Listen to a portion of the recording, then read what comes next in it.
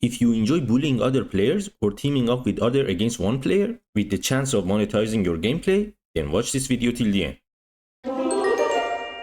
Hello gamers, Cryptokoosha here. Today I'm looking at Boss Fighters, a game that I have reviewed before but not with my current format, so it could be fun to see how far they have come. But before I start, please note I am not invested in this project, nor am I sponsored by them. Now let's boss into it. What is Boss Fighters? It's an asymmetrical multiplayer action game where you either play as a fighter or a boss to battle the other team and win. Note that each match can be up to 4v1, meaning 4 fighter players against 1 boss player. And of course, without a boss player, there wouldn't be any match. That's why now as a boss player, you can use keyboard and mouse and not necessarily need a VR headset, because previously only players with a VR headset could become a boss, and this created a choke point for the matches to even start. And it was kind of obvious the number of VR owners that know about Boss Fighters is not going to be relatively high. So I'm glad they made the change. But maybe they can add a new game mode for fighters versus fighters. Anyway, as a boss, you get to select from different weapons to kill the fighters. But don't let your size fool you. It can be tough, since there are 4 of them and they can hide in many places. So better smash up the place quickly. However, from my experience, usually bosses win, since sometimes matches start with less than 4 players, or some players go AFK after they join, or some players die too soon without doing any damage to the boss. I wonder if that's me. And playing as a fighter, you also get to choose a weapon and a special ability, like a double jump, jetpack, or grappling hook. And your first challenge is staying away from the boss, because when they get you, you will most definitely lose a life. Another challenge would be the limited amount of ammos you have. Once you shoot your rounds, you got to look for the ammunition drops and take them before any other fighter does. And lastly, I think navigating the map is sometimes difficult. Many things feel like an obstacle and slow you down. Or you might misuse your ability and fall into the toxic river and die.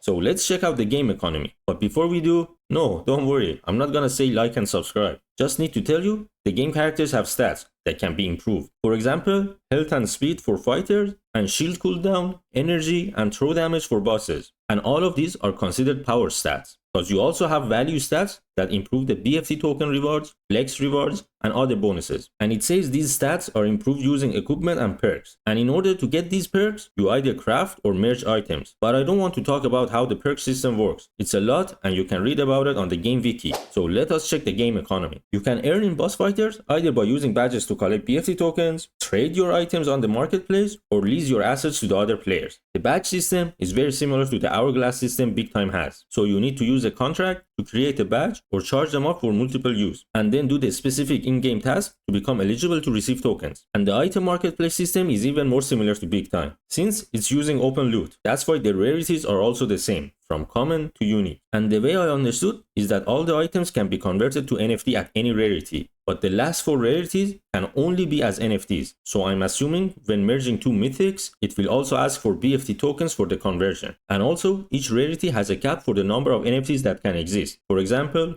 when the first 500 legendary in-game items are converted to NFT, then the next person with the same in-game legendary item can never get the chance to mint this, therefore cannot trade it. And in order to not have a pay-to-win aspect, or at least not a very brutal one, they say only up to mythic rarity can have power perks applied to them, meaning exalted and upwards only benefit you in terms of reward and not stats. But I'm confused, because I don't see power perks on any of the marketplace items, so I'm guessing they are all cosmetics. Then does this mean when you mint your weapon, it will lose its power perks? At this point, I'm just glad the confusion is also evident on their Discord server, and I'm not the only one scratching my head. Oh, and if you're looking for a pay to win, you can always buy resources for merging and improving your items, while the others are grinding for it. Finally, the BFT token, which at this point, I think we can call the game Token Fighters, as it all comes down to it. Token is mainly used for minting NFTs. Okay, crafting new digital collectibles. I love it how they have avoided writing NFT in the whole white paper. I mean the game wiki. The token will also have future use cases for entering arena modes and staking for other rewards that they come up with. To wrap this video, like usual, I'm gonna share my concerns, because it's never all sunshine. And the first thing is that personally, I don't enjoy playing the game. It's not as smooth as I want it to be. And I'm not talking about the bugs and issues the game has at its current state. It's something to do with the character's movement, jump mechanic, or the shooting system. It just doesn't feel right to me. Maybe that's why we need the power perks.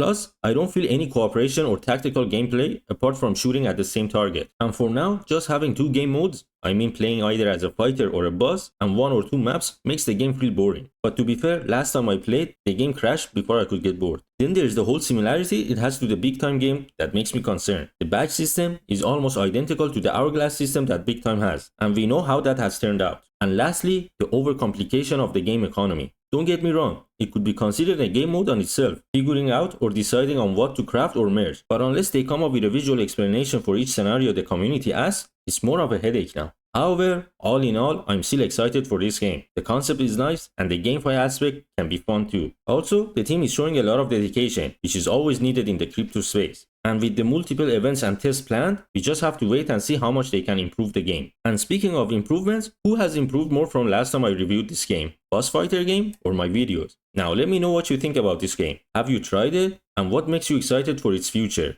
Share your thoughts in the comment section. Thanks for watching, subscribe if you like the content. And one more thing, if game items could not be traded or given to other players, how was there an oversupply? Bye.